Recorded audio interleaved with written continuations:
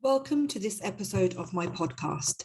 My name is Kalsoom, and I specialize in training medical professionals how to get the score they need in IELTS or OET so that they can get their dream job, take their career to the next level, and start living their best life with their families by providing them with bigger and better opportunities. Before I start with the main topic for this week's episode, I just want to make you aware of how you can use this podcast to your maximum advantage. This is no ordinary podcast. You can use this podcast by one, simply listening to the podcast to get some advice that will help you in your IELTS or OET preparation. Number two, actively listening to this podcast to improve your listening skills. I try to keep it short. I know you guys are very busy people, but you can use it for focused listening practice. So you can use the show notes, which is a complete transcript of each episode. You can read the episode as you listen and analyze the language, learn new words or phrases, practice pronunciation and intonation. Number three, also included in the show notes are some comprehension style questions that you can use by reading the transcript, using your skimming and scanning techniques to answer the questions. Answers are provided at the end, but you can also check your answers by listening to the podcast. Number four, you can use it as a listening test and answer the same questions while listening. And number five, I also include a brief analysis of some useful words or phrases that I have used in the podcast, which you can learn. So it's up to you how you would like to use this tool. Please don't forget to like, subscribe, and share this podcast with your colleagues and social media so that more people can benefit from it too.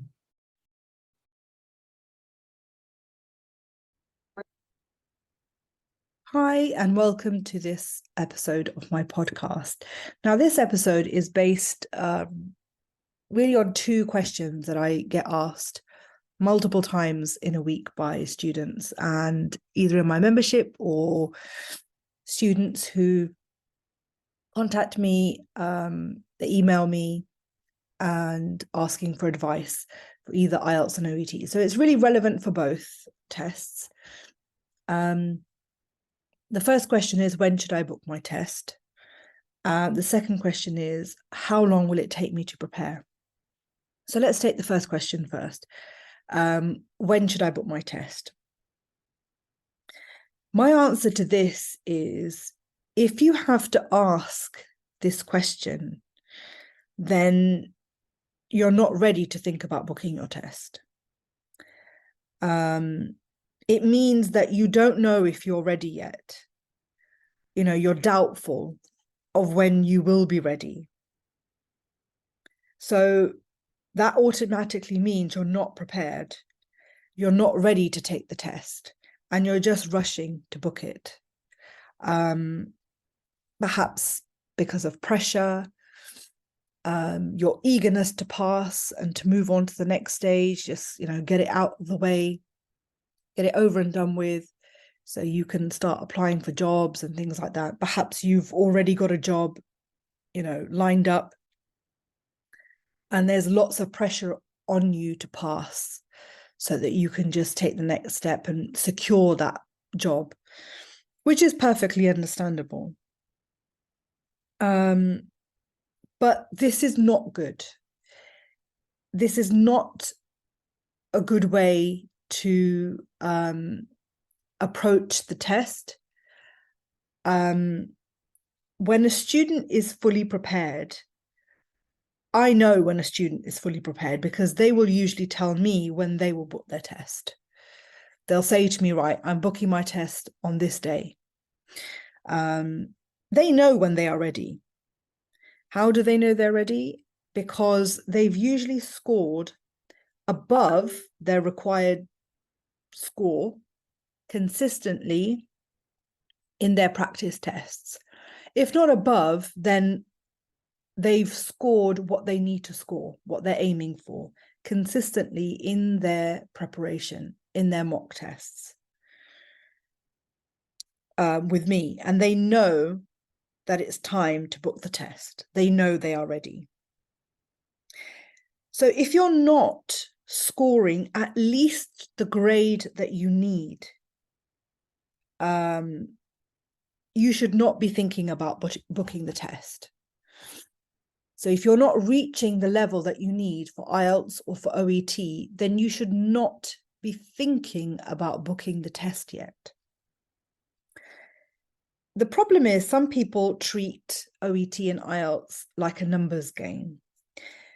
What do I mean by this? I mean that they think by sitting the test multiple times, they're likely to increase, they're going to increase the likelihood of getting the score. And I'm here to tell you that, sorry, it doesn't work that way. It doesn't work like that. All you're doing is going round and round in circles, repeating the same mistakes again and again. Sitting the test repeatedly will not improve your English. It won't improve your answer strategy. It won't improve your writing skills. It won't improve your listening skills.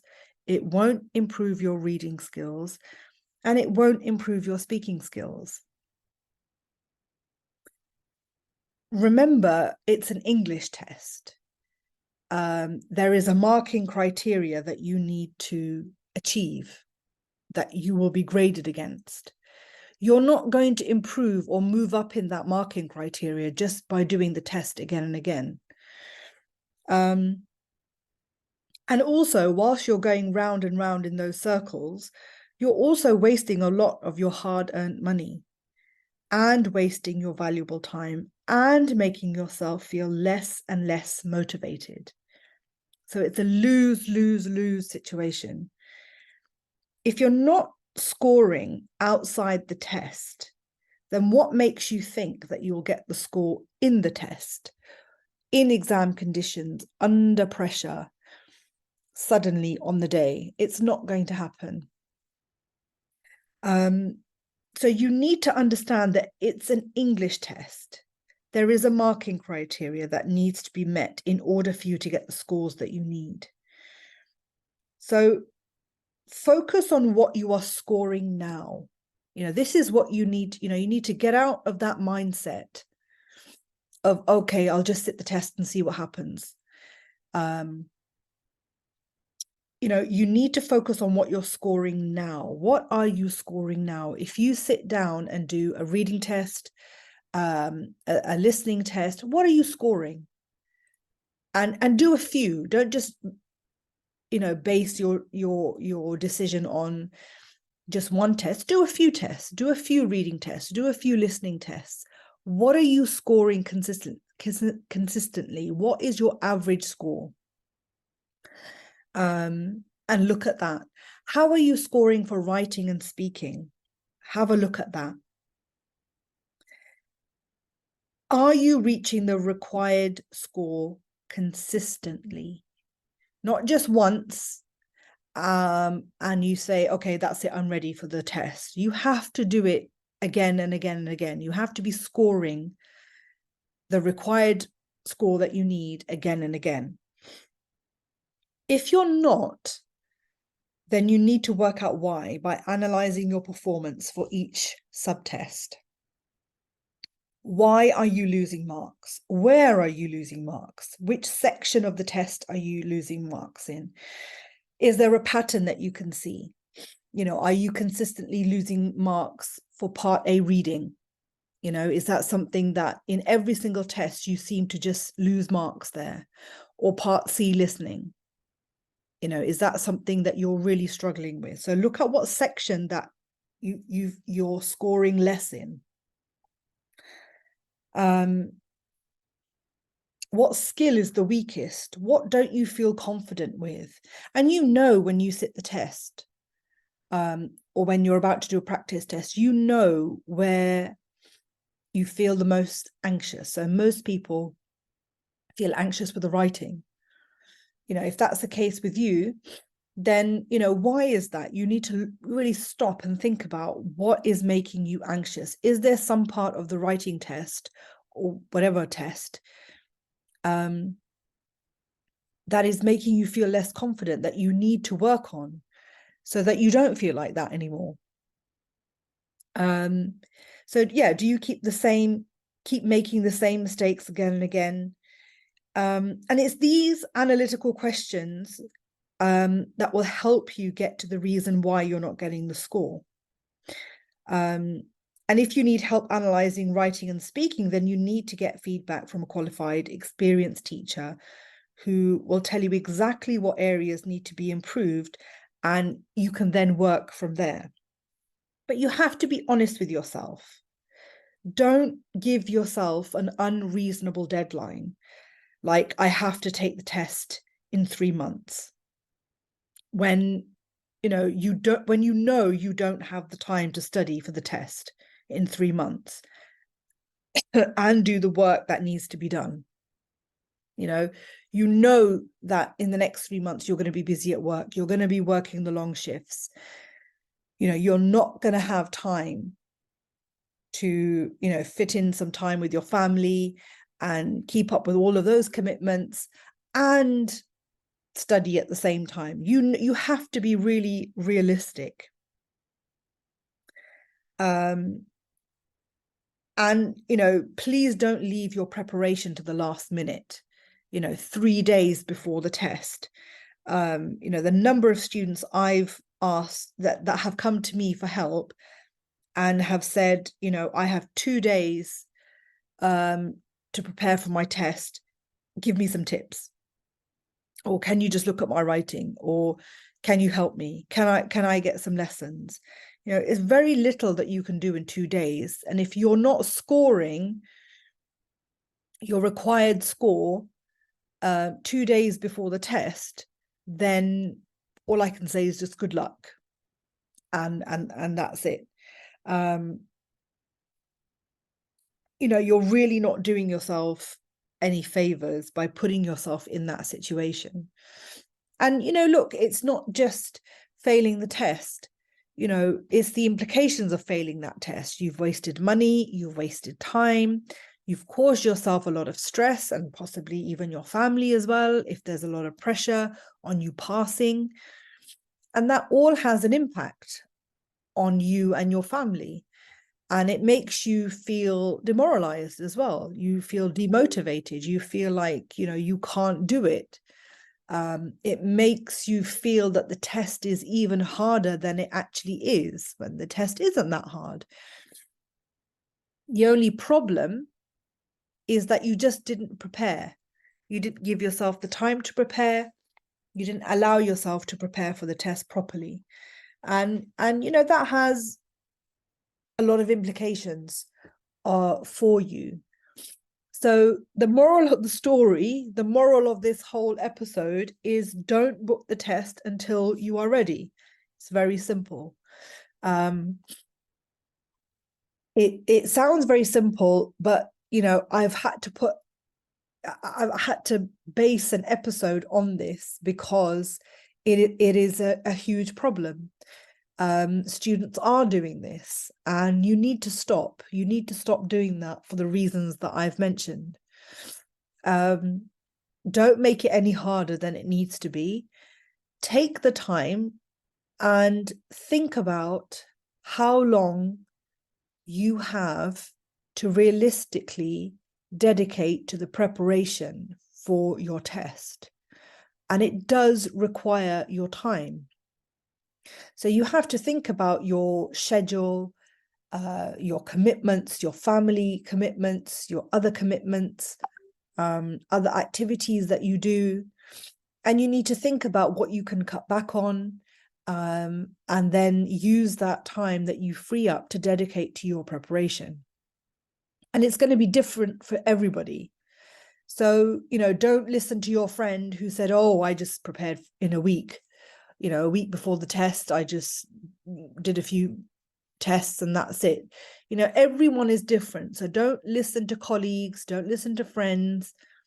Think about yourself, because we're all at different levels, and you have to think about what you're good at, what you're weak at, and what you need to work on as an individual. So it's really, really important that you take the time yourself to analyze where you are in your OET or IELTS journey.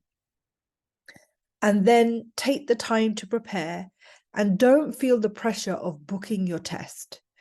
Get some advice first before you go and book the test. Get your writing and your speaking assessed, especially, and go to someone who is experienced, knows what they're talking about, and will give you proper advice and proper feedback. And feedback means, this is your score. If you're getting proper feedback, if the feedback that you get from a teacher is based on the marking criteria. They've gone through the marking criteria with you and said and justified the mark that they've given you, the score that they've given you against the marking criteria.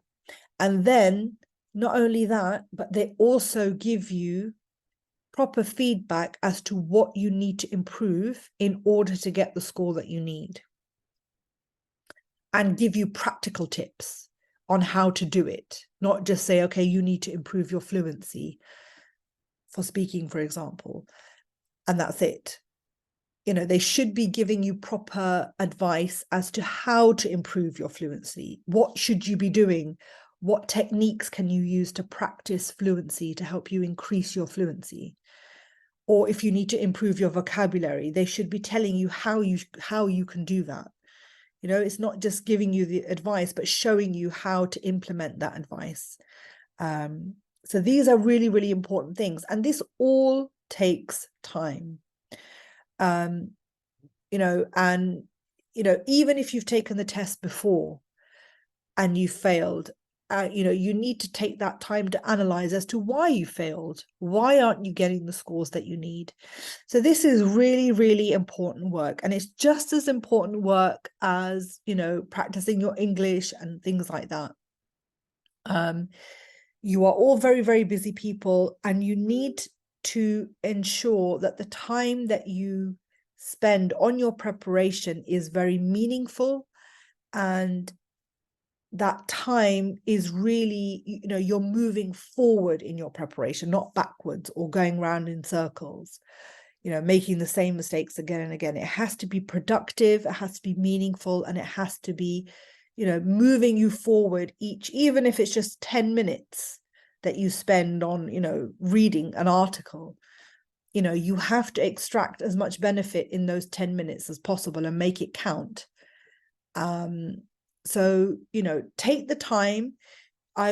There is my free training in the show notes that shows you how to manage your time, how to create a study timetable,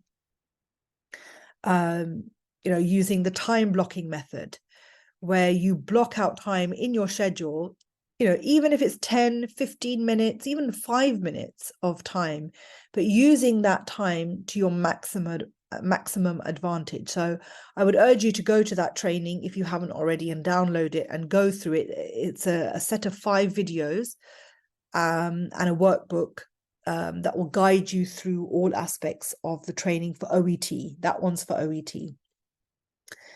I hope you enjoyed this episode. If you have any comments, please do email me. My email is in the show notes. Let me know what you think, and if you need any other help. And yeah, I'll see you in the next episode. I really hope you have found this episode useful. Please let me know if you have. I would love to get your feedback, and if there is something you would like me to do an episode on, for IELTS or for OET, please just let me know. The details on how you can contact me are in the show notes of this episode. And remember, nothing changes if nothing changes. If you are not willing to change or implement advice, and you keep doing the same thing, you will keep getting the same results again and again. Real progress, real improvement comes when you push yourself outside of your comfort zone. Please don't forget to like, subscribe, and share this podcast with your colleagues and on your social media so that more people can benefit too. Take care and keep working hard.